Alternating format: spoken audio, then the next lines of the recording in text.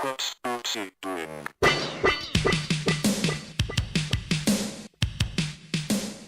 Or 1, 2, 3, and you hit on the one, you know, one, you know. And then you would try to fit your different notes, what you felt in between that, like, you know, and that's the funk, you know.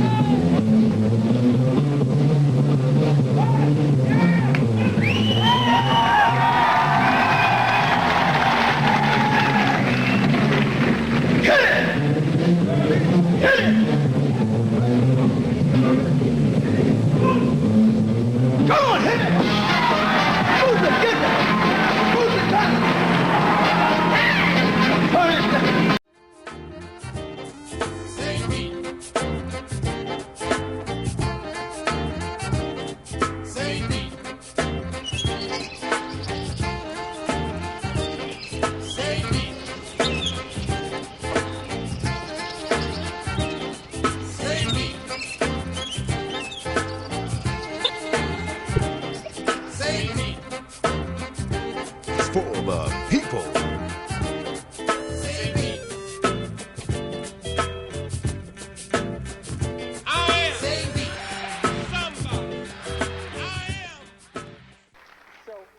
So you're like 12 years old and playing with James Brown, right? I mean, when I was 12 years old, I was like cleaning my BB gun. You know? We was doing that too. We was doing that too. But you're like in the studio with James Brown, right? Yeah, that's where I first met him in King's Records in Cincinnati, Ohio. And I was like around 12, hanging around, and all the older musicians, and you know, Arthur Prysock, Red Prysock. Yeah, Red Prysock, Hank Ballard, Bill Doggett. You know, I did my first record with Bill Doggett. Honky Tonk. Yeah. He did Honky Tonk. Yeah, right? and that was right before, you know, I kind of met James, you know. Then we met James, and then that's when that started hooking up. And I think you were on the road with him. I mean, Yeah. you must have some great road stories. People always ask me, like, you know, what was it like? Well, it was my first serious experience, you know. I mean, that was my dream to, you know, like play with James Brown, you know, all the kids, you know, that kind of thing. And it happened to come true for me, you know. I was like, oh, man, I can't believe it. We used to be on the stage, you know, jamming behind him. And, you know, I used to play with a lot of cats that imitated James. And it was like, here I am doing it with the real guy. The real deal. Yeah, and seeing him doing the stuff on the floor, the spins, I was like, man, that looked like Junebug, you know, the cat I used to play behind at home, you know. And then it was live, you know. Except it wasn't. Except it wasn't. It was the real James Brown. The real deal. I said, man. One time I had the nerve to try some acid. You remember when the acid came out? Yeah, vaguely. You know. I mean, I think I can snitch now. I mean, you know. I heard about it. Yeah. You know.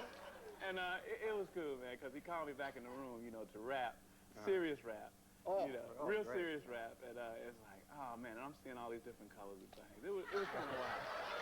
It was kind of wild, you know. But we kind of made it out of that one. And my brother Catfish, you know, he does a guitar thing. He didn't take no drugs or nothing. He used to drink, you know. So and he used to ask for all our food. You know, everybody have food. His thing was going around asking for some of it. So we used to put the LSD acid stuff in malts, you know. And he'd go around. I mean, it's cool, you know. It's cool. It's over, you know. So we're still here, you know. So, I mean, obviously you played with a lot of people under a lot of different circumstances. In a lot of places. Yeah.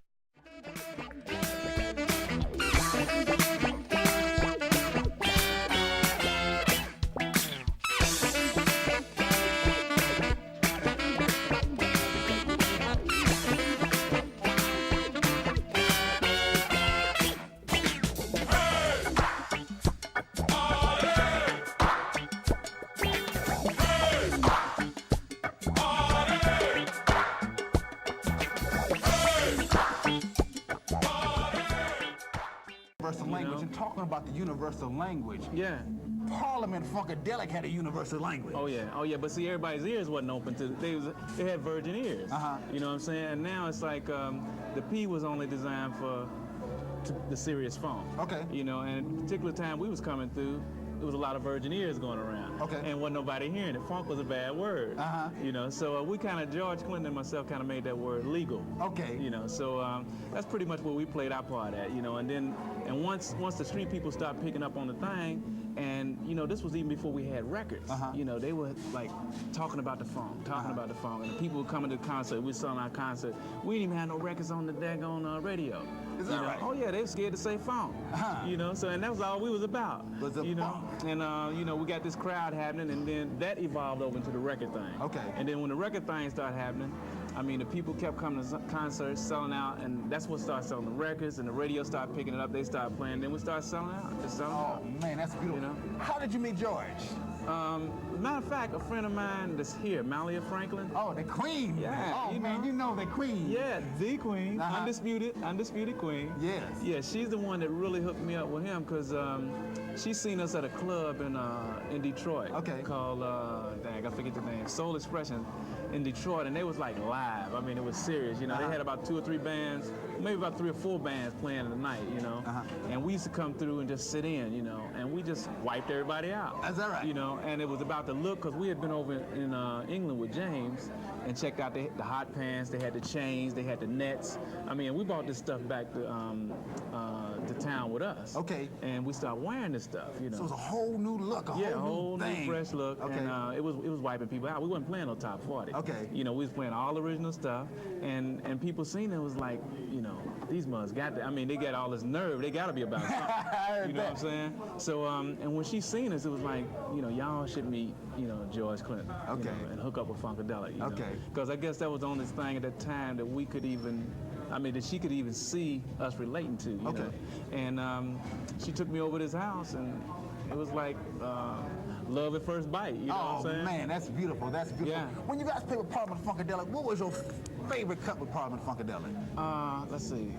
Favorite one. Wow. Oh man, that's a hard one. I think Swing Down Sweet Chariot, I think. Swing Down Sweet Chariot. Can you do a little bit of that? Oh man, you got it. You know, you remember you asked me what was my video, and I couldn't think of it. Well, I mean, you know, we've been through so many trips. You know, it's kind of hard to remember. I hear we ain't gonna push it, man. Yeah. Speaking of your video, come up next. We're gonna play your video, man. Okay, do you remember the name of it? Oh man, it's because I don't. It's the Jungle Bass. Bootsy Collins. Let's check it out. We'll be right back. Oh man. Oh.